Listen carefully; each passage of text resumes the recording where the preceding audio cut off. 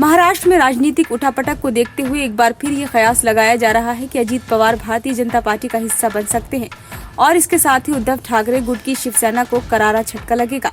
इसका सबसे बड़ा उदाहरण उस वक्त देखने को मिला जबकि एनसीपी की विशेष बैठकों में अजीत पवार दिखाई नहीं पड़े। चर्चा ये हुई कि अजीत पवार पार्टी के निर्णयों से नाखुश नजर आ रहे हैं और उनकी अपनी मंशा कुछ और ही है। उधर अजीत पवार ने कहा कि वो मुंबई में होने वाली पार्टी के सम्मेलन में शामिल नहीं होंगे। इसके पीछे पवार ने अपने पहले से तय कार्यक्रमों का हवाला दिया। बैठक को पूर्व मुख्यमंत्री और एनसीपी के चीफ शरद पवार संबोधित कर सकते हैं। अजीत पवार के इस कदम ने महाराष्ट्र की राजनीति में अटकलें और बढ़ा दी हैं। अजीत पवार ने कहा कि एक समय पर हो रहे 2 राजनीतिक कार्यक्रमों में से एक को चुनना था।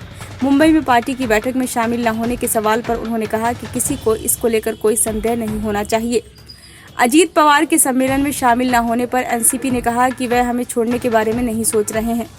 न्यूज एजेंसी पीटीआई के मुताबिक एनसीपी के प्रवक्ता क्लाइड क्रास्टो ने कहा कि अजीत दादा बहुत ही व्यस्त हैं।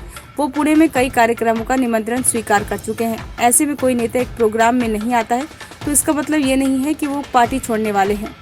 क्रास्टो ने दावा किया कि अजीत पवार एनसीपी चीफ शरद पवार के साथ इफ्तार पार्टी में जरूर शामिल होंगे।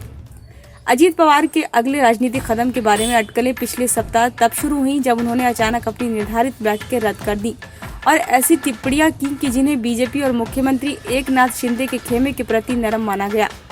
दावा किया जाने लगा कि अजीत पवार एनसीपी के कुछ विधायकों के साथ बीजेपी के साथ जा सकते हैं।